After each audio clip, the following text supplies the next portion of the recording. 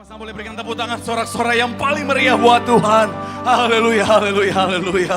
Terima kasih Tuhan, Kau Tuhan yang luar biasa dalam kehidupan kami. Kau Tuhan yang sangat mengasihi setiap kami. Bahkan saat ini Tuhan kami boleh melihat kebaikan-Mu, kasih-Mu yang luar biasa. Kami boleh ada, kami boleh bernafas, kami boleh menyembah-Mu, mengagungkan nama-Mu, kami boleh beribadah kepada-Mu. Dan kami percaya kalau Tuhan setia menyertai kami, kalau Tuhan setia mengasihi kami sampai hari ini, kami percaya dengan iman sampai akhir kehidupan kami, kasih Tuhan akan tetap menjadi bagian hidup kami. Artinya hidup kami pasti diberkati, pekerjaan bisnis kami pasti diberkati, bahkan sampai anak cucu kami semuanya pasti diberkati dalam nama Yesus, dalam nama Tuhan. Terima kasih Tuhan. Dan dengan ucapan syukur itu Tuhan, di tempat ini kami boleh menaikkan pujian kami, penyembahan kami kepadamu. Kami doa Tuhan, biar kiranya pujian kami, penyembahan kami di tempat ini Tuhan boleh menjadi dupa yang harum, yang menyenangkan hati Tuhan. Karena kami percaya ketika hati Tuhan disenangkan, ada hadirat Tuhan yang tercurah. Dan di mana ada hadirat Tuhan yang tercurah, di situ pasti ada berkat, ada sukacita, ada mujizat. Artinya Tuhan, setiap kami yang hadir maupun yang terhubung melalui live streaming Tuhan, siapapun yang sakit Tuhan sembuhkan, yang terikat Tuhan berikan kelepasan, bahkan ada kemenangan yang Tuhan nyatakan dalam kehidupan kami. Tiba saatnya Tuhan, kami siap, kami rindu untuk lebih lagi diberkati melalui kebenaran firman-Mu. Kami doa Tuhan yang jamah,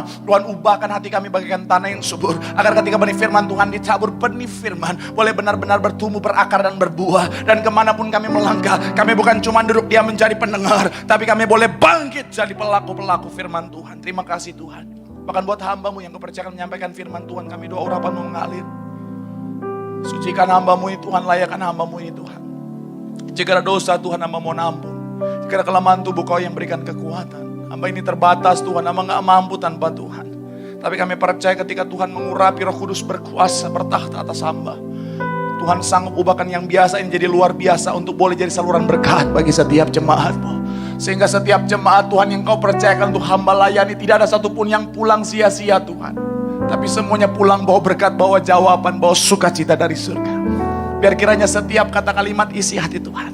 Dan kami doa, isi hati Tuhan pasti memberkati, pasti memerdekakan bagi setiap kami. Berbicaralah Tuhan, berfirman bagi setiap kami, karena kami siap untuk mendengarkannya. Dalam nama Yesus, mari yang siap diberkati sama-sama kita katakan amin. Boleh berikan tepuk tangan yang paling meriah buat Tuhan. Silakan duduk saudara. Terima kasih buat worship leader, ingat pemain musik, serta semua yang sudah melayani. Dan dari mimbar ini saya mau sampaikan salam damai sejahtera. Shalom. Sekali lagi shalom. Haleluya, haleluya, haleluya. Saya percaya dalam Tuhan ada sukacita, dan di mana ada sukacita pasti ada senyuman di wajahnya. Boleh sama-sama saudara berikan senyuman dulu, bilang sama kanan kirimu, mari bersukacita dalam Tuhan. Yang ada di sini, di atas, di bawah, di rumah juga boleh bagikan sukacita Tuhan bagi kanan kirimu, depan belakangmu. Katakan mari bersukacita dalam Tuhan, sebab sukacita Tuhan tercurah bagi setiap kita. Haleluya, haleluya, haleluya. Senang bisa jumpa saudara, ada sukacita yang luar biasa. Saya benar-benar melihat semangat cari Tuhan luar biasa. Bahkan saya dapat info tadi ada 50-an, 60-an orang saudara akhirnya harus disuruh pulang karena memang sudah melebihi saudara, sudah pas semuanya. Tapi saya mau bilang saudara, semangat cari Tuhan, kita pasti diberkati Tuhan. Amin. Sama-sama bilang sama saya, aku pasti diberkati Tuhan. Bilang sama kanan kirimu, kamu juga pasti diberkati. Yuk boleh berikan tepuk tangan yang paling meriah dulu buat Tuhan. Haleluya. Yuk yang bawa Alkitab, kita mau angkat Alkitab kita. Yang bawa Alkitab juga boleh. Alkifon juga boleh. Yang gak bawa apa-apa, yang baru putus angkat kenangannya juga boleh. Yuk. Haleluya. Pak Pendeta baru awal udah menusuk, gak apa-apa. Anak Tuhan harus kuat. Yuk. Sama-sama angkat Alkitab, mau Alkitab, Alkifon, sama-sama katakan dalam nama Tuhan Yesus. Aku percaya Alkitab ini adalah firman Tuhan. Setiap kata kalimatnya sanggup memberkati aku. Dan hari ini aku pasti diubahkan, aku pasti dipulihkan. Dalam nama Tuhan Yesus, sama-sama kita katakan amin. Yuk kita buka Alkitab kita saudara, Markus pasalnya yang ke-10 ayat 46 sampai ayat yang ke-52. Markus pasalnya yang ke-10, kita akan baca saudara ayatnya yang ke-46, kita akan baca sampai ayatnya yang ke-52. Nanti kita baca bergantian, saya baca ayatnya yang ke-46, saudara 47, kita gantian ayatnya yang ke-52, kita akan baca sama-sama. Markus pasalnya yang ke-10 ayat 46 sampai 52, yang sudah di sana boleh bilang haleluya. Haleluya. Yang sudah di sana di situ diberi judul apa? Yesus menyembuhkan Bartimeus. Saya 46, saudara 47 gantian sama-sama 52-nya. Demikian firman Tuhan ayat yang ke-46. Lalu tibalah Yesus dan murid-muridnya di Yeriko. Dan ketika Yesus keluar dari Yeriko bersama-sama dengan murid-muridnya dan orang banyak yang berbondong-bondong, ada seorang pengemis yang buta bernama Bartimeus, anak Timeus, duduk di pinggir jalan. 47, silakan.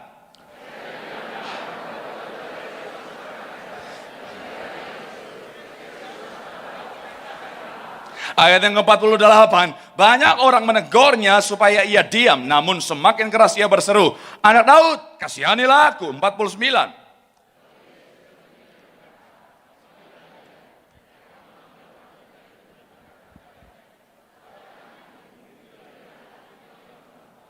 Ayat yang ke-50, lalu ia menanggalkan jubahnya, ia segera berdiri dan pergi mendapatkan Yesus. 51.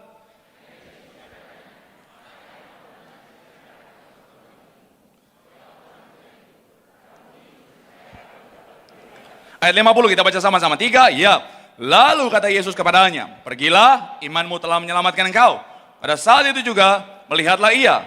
Lalu ia mengikuti Yesus dalam perjalanannya. Tema khotbah saya, kalau saudara follow sosial media pasti sudah tahu hari ini yang Tuhan taruh dalam hati saya untuk saya sampaikan sama saudara adalah bicara tentang the story of blind Bartimeus, atau bicara tentang kisah seorang Bartimeus yang mengalami yang namanya kebutaan dan akhirnya mengalami mujizat Tuhan yang luar biasa. Nah, yang saya percaya bicara tentang kisah-kisah yang ada di dalam Alkitab, setiap kisah yang ada di Alkitab itu punya pelajaran berharga yang terkandung di dalamnya. Sekali lagi, setiap kisah yang ada di dalam Alkitab, setiap cerita-cerita yang dituliskan di dalam Alkitab, ada pelajaran penting, ada pelajaran berharga yang terkandung di dalamnya. Sama-sama bilang sama saya, pelajaran penting. Sama-sama bilang sama saya, pelajaran berharga. Amin. Nah, termasuk di dalamnya adalah kisah dari seorang Bartimeus ini, saudara. Sedikit saya mau ajak saudara untuk sama-sama kita belajar dari kisah ini, saudara. Latar belakang Bartimeus, dia punya makna nama adalah son of Timeus, saudara. Jadi ada dua referensi yang saya baca, saudara. Referensi yang pertama bilang itu nama sebutannya, karena bapaknya itu, saudara, adalah namanya Timeus. Jadi mungkin orang zaman dulu kayak orang zaman sekarang suka sindir-sindir dengan nama bapak gitu, saudara. Iya, suka panggil-panggil, Tius. Dasar lu. Waduh, saya pernah itu, saudara, teman saya kurang ajar banget, saudara. Teman saya jalan sama bapaknya, terus abis itu apa? Mau terima raport, dari belakang teman saya teriak, nama bapaknya Rudi. Rudi. Dua-duanya lihat. Anak kurang ajar. Jadi referensi yang pertama adalah bicara tentang itu nama sebutannya karena dia bapaknya adalah seorang yang bernama Timeus, saudara. Nah, referensi yang kedua bilang bahwa memang secara pribadi Bartimeus namanya Bartimeus, saudara. Jadi kalau kayak saudara kembar saya, Cristiano Ronaldo kan, dia emangnya enggak mirip? Mirip toh. Cristiano Ronaldo kan anaknya dikasih nama Cristiano Ronaldo Junior, saudara. Nah, Bartimeus juga begitu, saudara. Dikasih nama Bartimeus artinya son of Timeus, saudara. Nah, kalau kita lihat latar belakang profesinya, dia seorang pengemis. Kemudian apa? Dia juga punya keterbatasan fisik, saudara. Dia berkebutuhan khusus, dia seorang yang buta, saudara. Dan saya mencatat di sini, saudara, latar belakangnya juga beberapa referensi mengatakan bahwa dia sudah buta sejak lahir. Sekalipun dia seorang yang buta, sekalipun dia seorang pengemis, tapi saya mau bilang, saudara, kisahnya ada pelajaran-pelajaran berharga yang terkandung di dalamnya. Terutama ketika Bartimeus mengalami mujizat Tuhan yang luar biasa. Nah, ini akan sama-sama kita jadikan bahan pembelajaran untuk kita jadikan sekali lagi dasar dalam kehidupan kita. Supaya saudara dan saya sekali lagi sama-sama boleh lihat mujizat. Boleh berikan tepuk tangan yang paling meriah dulu buat Tuhan. Haleluya. Nah, apa yang bisa kita ambil pelajaran dari kisah seorang Bartimeus yang terima mujizat? Yang pertama, saya mencatat di sini, saudara. Yang pertama bicara tentang sikap pantang menyerah. Sama-sama bilang sama saya, pantang menyerah. Sama-sama bilang sama saya, pantang menyerah.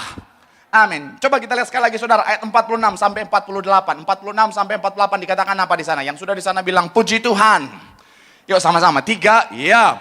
Lalu tibalah Yesus dan murid-muridnya di Yeriko. Dan ketika Yesus keluar dari Yeriko bersama-sama dengan murid-muridnya dan orang-orang banyak berbondong-bondong, ada seorang pengemis yang buta bernama siapa?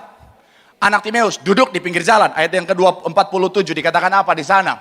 Ketika didengarnya bahwa mulailah ia berseru, "Yesus anak Daud, kasihanilah aku." 48 dikatakan apa? Banyak orang yang menegurnya supaya ia, namun semakin keras ia berseru, "Anak Daud, Saya mau bilang saudara, di zaman itu untuk menjadi seorang yang punya kebutuhan khusus saudara, dalam konteks tidak bisa melihat atau buta saudara, pastilah bukan sesuatu hal yang mudah saudara. Nggak usah jauh-jauh saudara. Orang zaman sekarang aja sekalipun infrastruktur udah sangat menunjang, tapi mohon maaf saudara, kalau mohon maaf buta itu pasti nggak mudah saudara. Memang hari-hari ini saudara ada alat-alat pendukung. Memang hari-hari ini saudara banyak infrastruktur pendukung saudara. Tapi saya mau bilang tetap aja nggak mudah saudara. Saya suka ngeliat ada di trotoar kan hari-hari ini saudara ada yang jalan yang khusus gitu saudara untuk penanda yang ada titik-titiknya gitu saudara. Yang warna kuning biasanya saudara. Yang orang-orang kadang-kadang pikir itu untuk terapi kaki. Jadi jalan di situ nggak pakai sendal.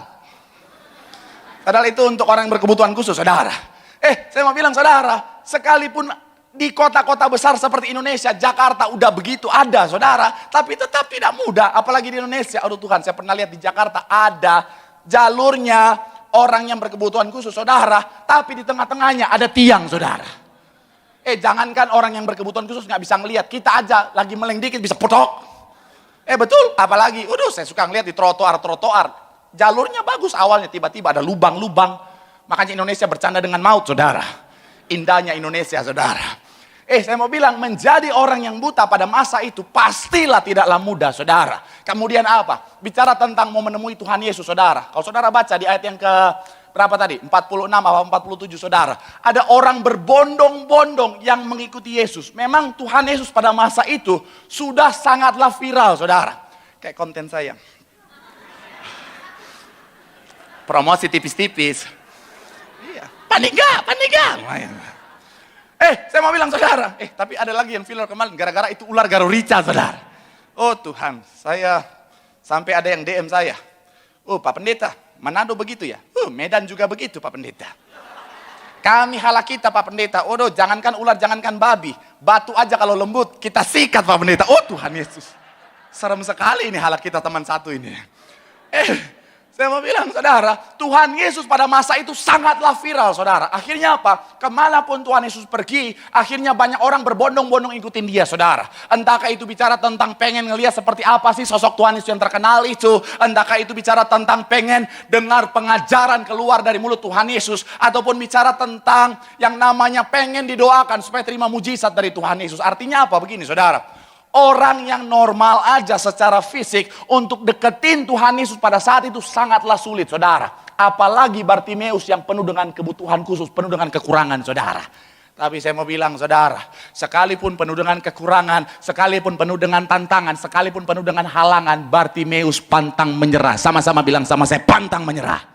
Amin. Dia lakukan apa yang dia bisa. Dia teriak, Yesus, anak Daud. Saya mau bilang saudara, kita orang Kristen harus belajar seperti Bartimeus. Maksudnya apa? Saya mau bilang saudara, sebagai orang Kristen, apapun masalah, apapun tantangan, apapun penghalang, jangan jadi orang yang gampang menyerah saudara.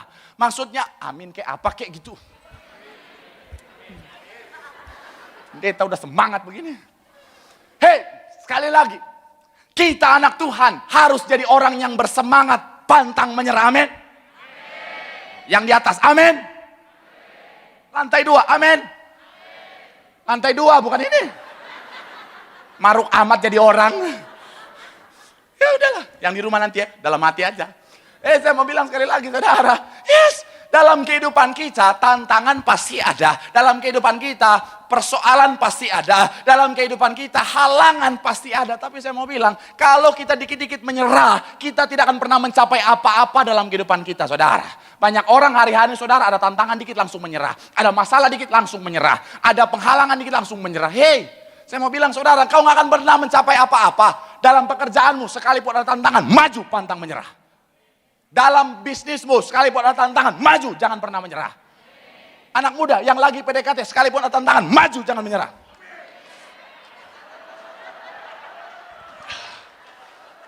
Saya merasakan aura-aura udah jomblo lama gitu. Itu betul, itu kayaknya senggol nikah itu saudara.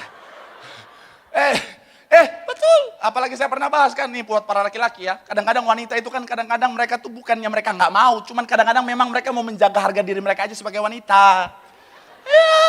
Jadi kalau kau chat belum dibalas bukan berarti dia nggak suka. Jangan kau berpikir dia lagi, aku gak suka sama laki-laki itu. Belum tentu. Bisa aja ketika kau chat dia langsung, iya. Tapi sengaja, aku gak mau balas dulu nih, biar aku dilihat bukan kayak wanita murahan gitu. Ya ada loh. Iya. Makanya sikat terus. Hai. Kalau perlu datang di rumahnya dia bawa gitar. Pemboleo. Paling diusir satpam. Pergi. Saya mau bilang saudara, dalam kehidupan kita pantang menyerah. Saya ya mohon maaf ya, kalau saya orangnya gampang menyerah, saudara nggak akan lihat saya di mimbar ini, saudara. Kalau saya orangnya orangnya gampang menyerah, saya mau bilang saudara nggak akan kenal Pendeta Marcel hari ini, saudara.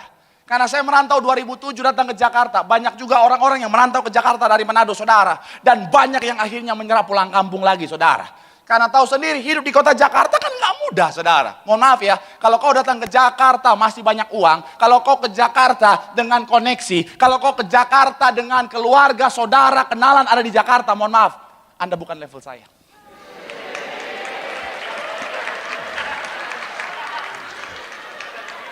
Ya. Kenapa begitu? Saya datang ke Jakarta memang modal iman, saudara. Bodoh memang. Tepuk tangan buat apa itu? Saya ke Jakarta memang, memang. Dalam nama Yesus. Vini vidi vici. Aku datang, aku lihat, aku menang. Bodoh. Ya, akhirnya saudara kan memang awal-awal kan menjadi artis kan. Iya, memang memalukan, tapi saya jujur apa adanya. Iyalah, ngapain tipu-tipu ya, jujur. Akhirnya saudara awal-awal casting. Weh, saya mau bilang saudara, saya hidup di zaman dimana GPS belum seperti sekarang, saudara. Kalau zaman dulu nggak ada GPS, zaman sekarang kan enak, saudara. Mau kemana-mana paling. Oke Google, aku mau ke Gading Nias. Oke, berangkat. Iya kan? Gitu ya Google ya. Oke, belok kiri. Belok kanan. Ada yang mangkal, nawar. Saudara, zaman saya dulu nggak ada, saudara. Modalnya aja. Nanya, bang, di mana bang? Bang, di mana? Awal-awal masih ada duit. Naik apa? Taksi, bos. Sorry. Taksi, bos. Mau naik apa? Segala macam. Mau argo kuda sekalipun, argo gajah, sikat. Tapi saya mau bilang, sopir taksi zaman dulu, saudara, no have akhlak, saudara. Betul. Sopir taksi zaman dulu, saudara, saya dari Ancol mau ke Harmoni, dia puterin Kelapa Gading dulu baru ke sana, saudara. Sampai saya pikir-pikir, Tuhan. Makanya sekarang saya agak ada kepahitan dikit, saudara. Jauh banget, saudara. Akhirnya berbulan-bulan naik taksi, tipis juga.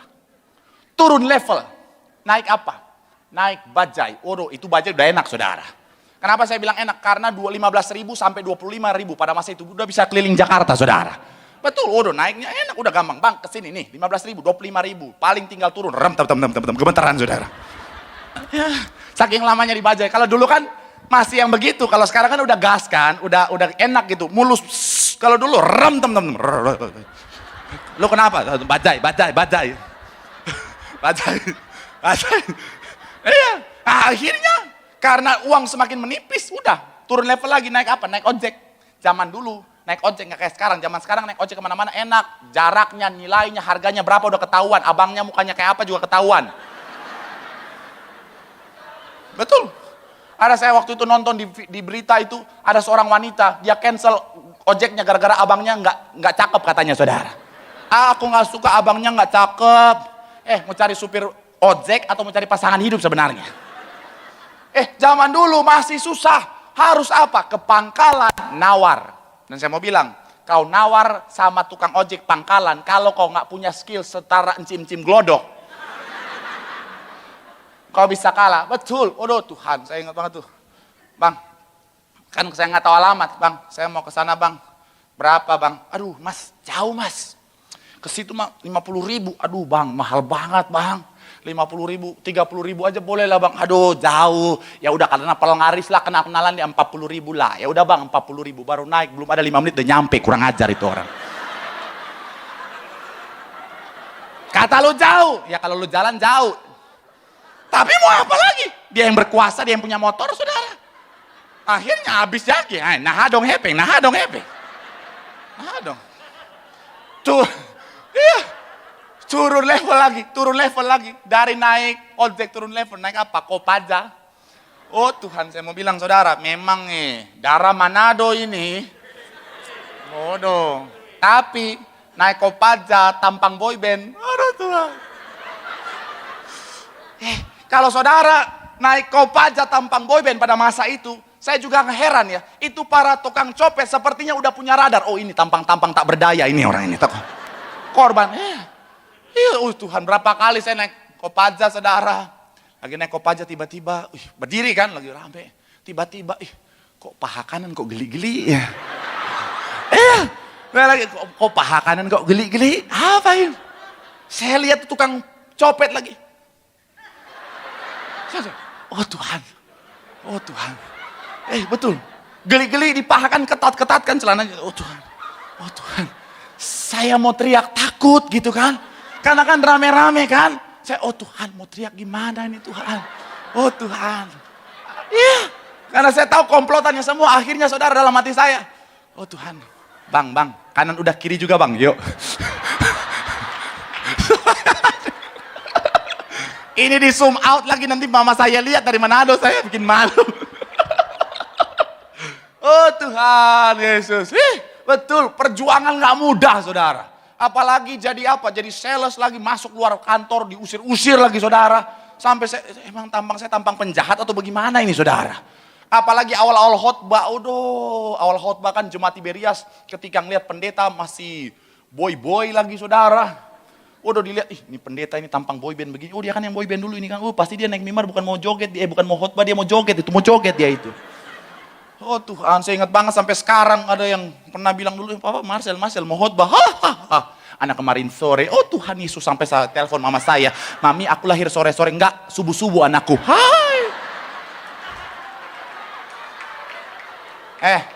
Buat lo yang pernah ngomong gua anak kemarin sore, gua anak subuh bos.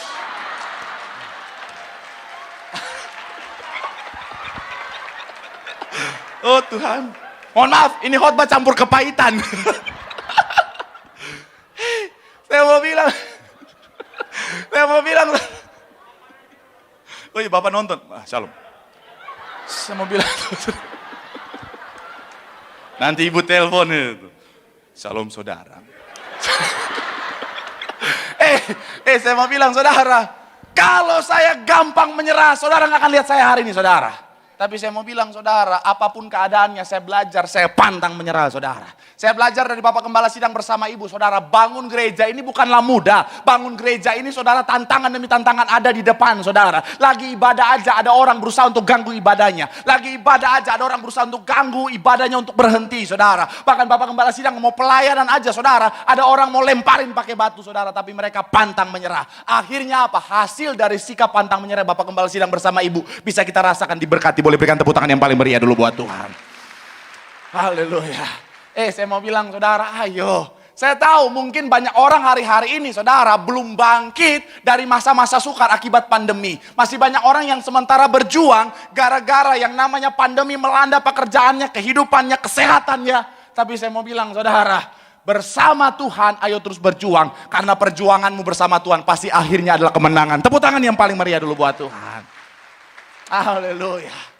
Memang ada saat-saat di mana saudara kita sama seperti Bartimeus saudara. Maksudnya apa? Ketika dia udah berjuang, udah lakukan apa yang menjadi kapasitasnya. Ada orang-orang yang akan ngomong, udahlah lu gak bisa, lu gak mampu. Kan Bartimeus ketika dia teriak orang suruh diam, udahlah diam aja lu. Kita pun kadang-kadang begitu ketika lagi berjuang, udahlah lu ngapain berjuang, aduh tampang lu aja ceban goceng, gak akan sukses lu. Udahlah lu ngapain lagi PDKT sama si Lili, waduh. Lu beda kelas, dia kelas Siska Kol. Ini orang TikTok pasti tahu ini. Dia kelas Siska Kol, lu cuma sayur kol. Sayur kol. Ada lagunya itu saudara. Tapi saya mau bilang saudara, ayo terus berjuang saudara. Sekalipun orang ngomong apapun, orang bilang kau gak bisa, orang bilang kau gak mampu. Hidup kita bukan ditentukan oleh apa kata orang, tapi apa kata Tuhan. Dan kata Tuhan tentang kita selalu yang terbaik. Tepuk tangan yang paling meriah buat Tuhan. Haleluya. Bilang sama kanan kirimu, ayo pantang menyerah. Bilang sama yang ngomong, ayo kita berjuang bersama Yesus. Tepuk tangan yang paling meriah buat Tuhan. Haleluya, haleluya. Yang kedua, saudara, saya mencatat di sini, saudara, apa yang bisa kita pelajari, pelajaran berharga dari kisah seorang Bartimeus ini, saudara. Yang kedua, boleh munculkan poinnya, adalah bicara tentang memiliki kepercayaan akan kuasa Tuhan. Sama-sama bilang sama saya, percaya. Sama-sama bilang sama saya, akan kuasa Tuhan. Coba kita lihat ayat yang ke-47, saudara. Ayat yang ke-47 dikatakan apa di sana? Yuk, yang sudah di sana boleh bilang haleluya. 3, ya. Ketika bahwa itu adalah Yesus orang Nazaret, mulailah ia berseru, Yesus anak Daud. Sekali lagi, Yesus anak Daud, kasihanilah aku. Saya mau bilang saudara, ini bukanlah panggilan yang biasa. Kenapa? Ini adalah panggilan yang didasari oleh iman percaya akan posisi Yesus. Kenapa saya bilang begitu? Saya mau bilang saudara, ketika Bartimeus panggil Yesus dengan sebutan Yesus anak Daud, artinya apa? Dia percaya akan kuasa Tuhan sebagai seorang Mesias yang memang sudah dinubuatkan akan lahir dari keturunan Daud, saudara. Dan ketika dia panggil Yesus anak Daud, artinya apa? Dia declare ada kuasa yang luar biasa dari Tuhan Yesus. Saya mau bilang saudara, Bartimeus tahu betul kuasa Tuhan. Bartimeus yakin betul akan kuasa Tuhan. Ayat 50, ayat 50. Yuk, ayat 50, cepat-cepat. 3, ya, lalu. Ia segera berdiri. Sekali lagi, 3, ya, lalu ia menanggalkan apa? Jubahnya. Ia segera berdiri. Jubah, saya pelajari saudara, bagi seorang pengemis adalah sesuatu yang sangat berharga. Kenapa? Karena pengemis nggak punya rumah, dia tinggal di dalam jubahnya. Pengemis ketika tidur dingin dia tutup pakai jubahnya, satu-satunya pengharapannya jubahnya. Kemudian apa? Ketika dia bekerja mencari rezeki, saudara mencari nafkah, jubahnya lah yang dia akan tebarkan di depannya. Untuk apa? Untuk supaya dia bisa mengemis orang lempar makanan, lempar uang ke situ. Supaya mudah dia kumpulin. Karena kalau nggak ada jubah, susah banget dia harus kumpulin di saat dia apa? Dia buta, saudara. Artinya apa? Jubah sesuatu yang sangat penting. Tetapi ketika dia mau datang sama Tuhan, dia lepaskan jubahnya. Saya pelajari beberapa tafsiran, saudara. Ini adalah merupakan langkah iman percaya seorang Bartimeus. Bahwa ketika dia mau datang sama Tuhan, pemulihan pasti terjadi. Dia tidak butuh lagi yang itu. Dia pasti lihat mujizat. Boleh berikan tepuk tangan yang paling meriah buat Tuhan. Amin.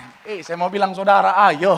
Yakinlah akan kuasa Tuhan. Banyak orang ketika di gereja yakin banget luar biasa, saudara. Ketika di gereja, amin. Pendeta ngomong berkat, amin. Tapi ketika pulang, lihat ATM. Lihat buku tabungan.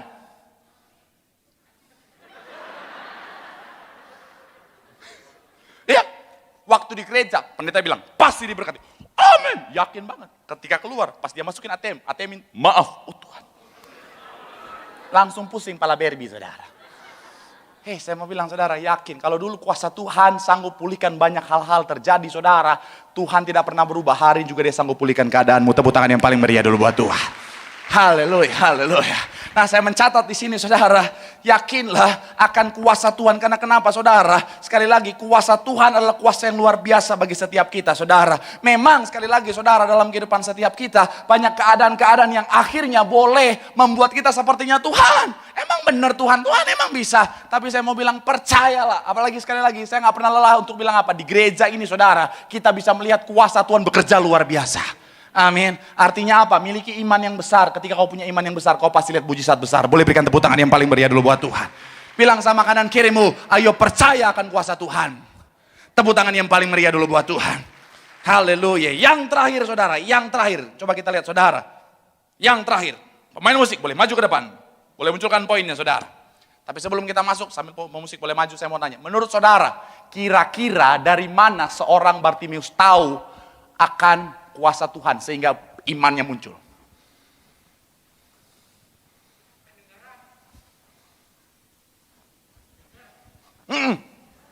Bisa jadi, tidak, bisa. Ya udah betul itu. Pendengaran dari mana? Dari sekian banyak orang, semuanya tiba-tiba hilang ingatan. Yeriko itu, saudara, adalah daerah yang subur, saudara. Dia di lembah sungai Yordan, saudara. Jadi banyak orang dari Yerusalem datang. Akhirnya apa? Bartimeus dengar. Nah itulah akhirnya iman timbul dari pendengaran. Pendengaran akan? Makanya kan saya bilang minggu lalu kan, baca firman. Baca itu firman. Itu penting saudara. Jangan tiktokan terus, baca firman. Saya bilang minggu lalu, kalau kau cuman tiktok terus, nggak baca firman, nanti dalam masalah, Tuhan bagaimana nih Tuhan? Di dalam otak, papale, palpale, pale, pale, pale, pale.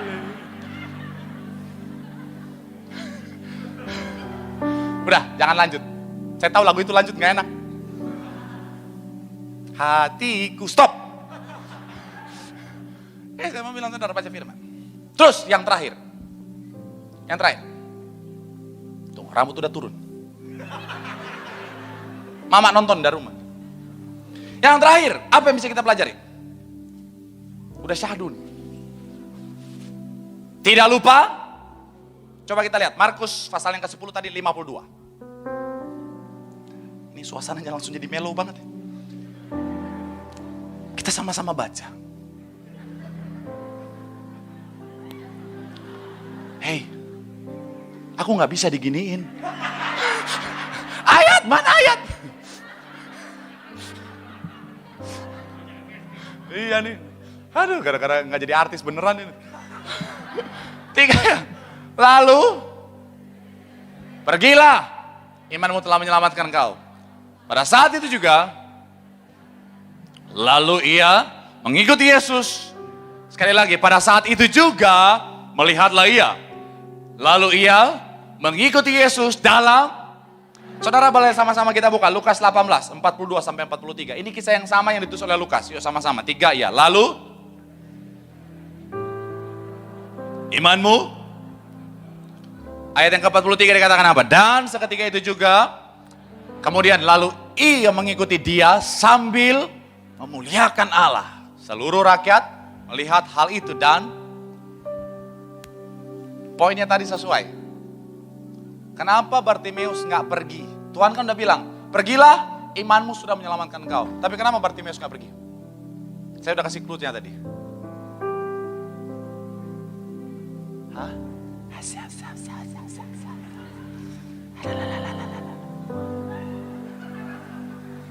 Apa? Masa saya tanya jemaat di rumah?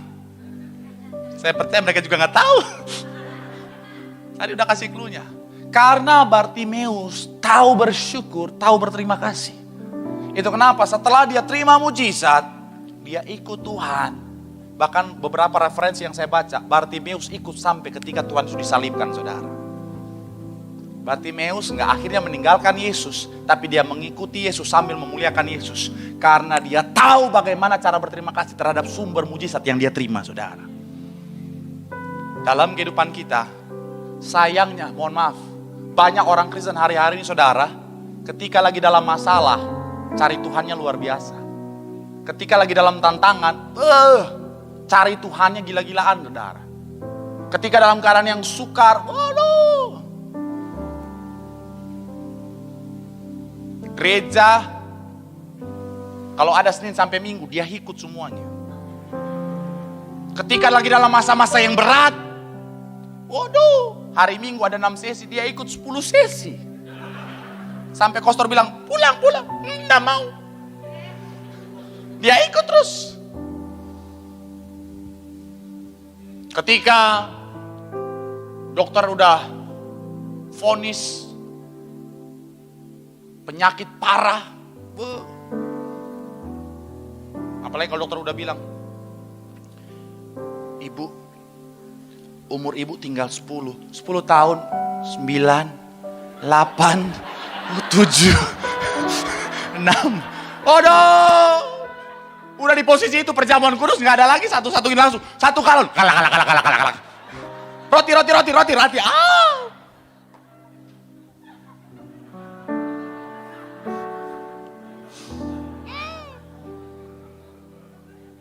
Ketika udah mau bangkrut perusahaannya, waduh, ke gereja bukan duduk di belakang lagi, di mimbar.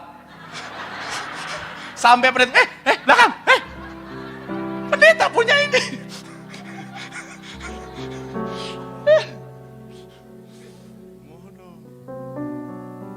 Ketika udah masa-masa rumah tangga udah mau hancur, waduh. Memang berdoa, pagi berdoa, siang berdoa, malam berdoa. Sampai sebelum berdoa dia berdoa.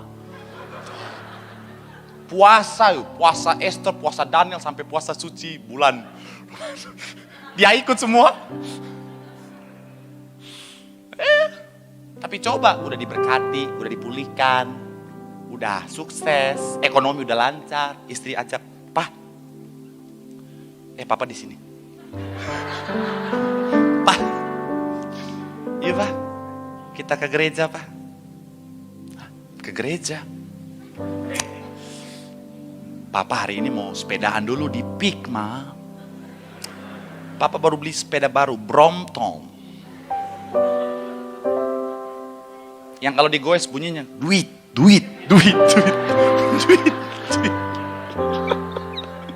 Oh Tuhan Yesus. Padahal waktu lagi miskin-miskinnya, rajin ibadah. Saya mau bilang saudara, mohon maaf. Bukan saya mau ancam saudara. Tapi saya mau bilang saudara, kalau pemulihan Tuhan terhadap hidupmu, akhirnya kau responi dengan melupakan Tuhan. Tuhan bisa ambil kembali semuanya itu untuk membuatmu datang kembali sama Tuhan. Bukan karena Tuhan mau jahat, tapi karena Tuhan tahu keselamatan cuma ada dalam Dia. Itu kenapa Tuhan bisa ambil semuanya supaya kau datang lagi sama Tuhan. Makanya saya mau bilang pesan saya, kalau kau lagi diberkati, kau udah dipulihkan Tuhan, jangan lupa Tuhan. Jangan hidup benarnya cuma saat menderita aja. Justru semakin kau diberkati, semakin kau harus jaga hidupmu berkenan, jaga kekudusan di hadapan Tuhan. Jangan kayak Daud, ketika kenyamanan buat dia jatuh, saudara. Kenapa ya? Belajar jadi orang yang tahu terima kasih dari mana sumber itu. Saya dengan segala kerendahan hati saya, sekalipun begitu banyak yang saya boleh terima hari-hari ini saudara, begitu luar biasanya yang saya terima hari-hari ini, begitu banyaknya pujian yang saya terima hari-hari ini, tidak membuat saya lupa dari mana sumber semuanya itu.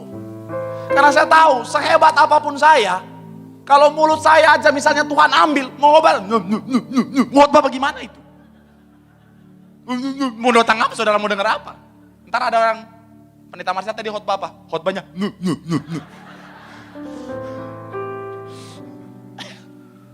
Makanya belajar dari jadi orang yang tahu say thanks to Jesus, karena semua yang kita miliki dari Tuhan. Dan ini bukan cuma bicara tentang antara kita dan Tuhan. Jadi juga orang yang mampu berterima kasih, tahu berterima kasih tentang antara kita dan sesama. Kalau kau udah pernah ditolong orang, jangan pernah lupa bos. Kalau kau udah pernah ditolong orang, apalagi di masa-masa yang sukar dalam hidupmu, jangan pernah lupa. Jangan pernah lupakan orang-orang yang pernah ada di saat terpuruk dalam kehidupanmu. Itu mahal saudara. Saya sampai hari ini saudara ngalamin masa-masa sukar. Tapi saya gak akan pernah lupa orang-orang yang pernah tolong saya saudara. Sampai mati saya gak akan pernah lupa. Orang-orang yang pernah ada di saat saya, terlunta-lunta, gak tahu tinggal di mana. Tapi ingat tuh keluarga satu itu saudara, kasih saya bisa tinggal di rumahnya 9 bulan saudara. Disayang sama seperti anak sendiri saudara. Sampai hari ini saudara saya gak pernah lupa betapa baiknya Bapak Ibu Gembala yang Tuhan percayakan boleh kasih saya ada di posisi hari ini saudara. Itu kenapa saya sampai hari ini saya kasih hidup saya buat Tuhan, saya kasih hidup saya buat gereja ini. Karena saya gak pernah mau jadi orang yang lupa diri saudara. Itu kenapa kalau hari ini ada orang pernah tolong saudara, kau punya kesempatan untuk balas, tolong dia. Jangan pernah cuekin saudara. Jangan ketika mohon maaf, ketika lagi masa-masa sukar aja. Begitu banget ketika udah sukses lupa sama orang yang pernah tolong. Gak usah jauh-jauh dalam rumah tangga aja. Kalau dari hubungan suami istri saya mau bilang, suami-suami jangan pernah lupakan istrimu. Kadang-kadang saya suka temuin dalam pelayanan saya, suami-suami ketika lagi miskin, lagi susah, lagi bocuan, sayang istrinya kayak apa? Betul, suami-suami kalau lagi miskin, lagi susah, sayang istri udah. Mama, sayangku, cintaku, harapanku, my baby, Hello Kittyku.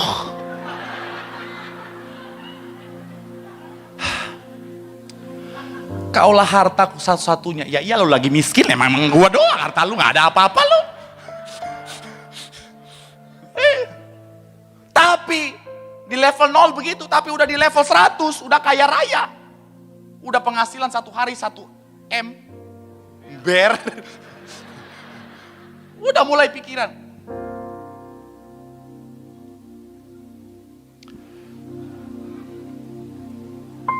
Aku udah kaya. Penghasilanku udah banyak. Apakah masih pantas aku dengan si aqua galon itu?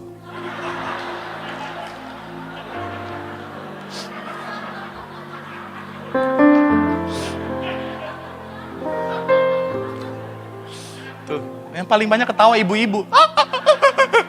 Sambil nangis.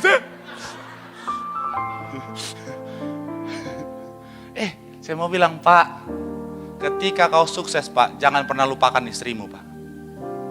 Karena kesuksesan seorang suami sangat ditentukan oleh doa istri buat suaminya.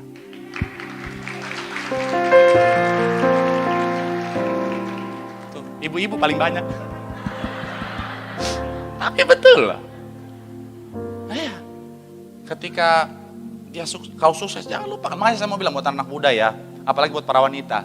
Ketika kau memilih seorang pasangan hidup, jangan selalu harus cari yang udah di level 100. Karena mohon maaf, ketika seseorang udah ada di level 100, kadang-kadang ketika kau mencintai dia, menyukai dia, kadang-kadang dia bisa jadi orang yang tidak menghargai hidupmu.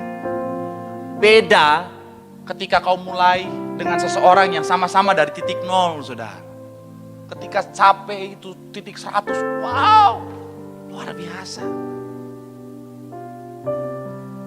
Nemenin pasanganmu dari titik 0, maju sama-sama, saudara. Pak Pendeta, puji Tuhan Pak Pendeta, aku menemani pasanganku dari titik 0. Puji Tuhan udah 2 tahun ini 0 terus Pak Pendeta. Itu kutuk. Harus pelepasan itu. 0 terus.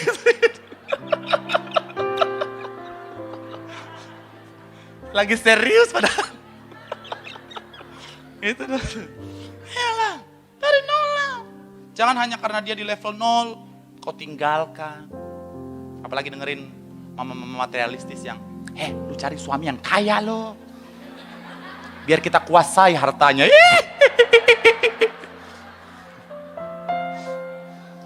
Betul. Lu saya pernah ngalamin soalnya. Senang banget ya. Sampai Tuhan. Karena saya lagi miskin, lagi susah. Orang tuanya bilang, kayaknya bukan jodoh kamu, itu bukan jodoh kamu. Sekarang udah sukses. Minta balikan, sorry.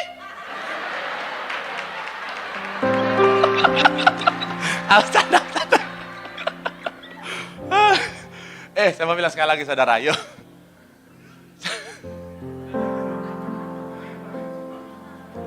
Kita, kesuksesan, kesehatan, pencapaian apapun kita, jangan jadi lupa diri.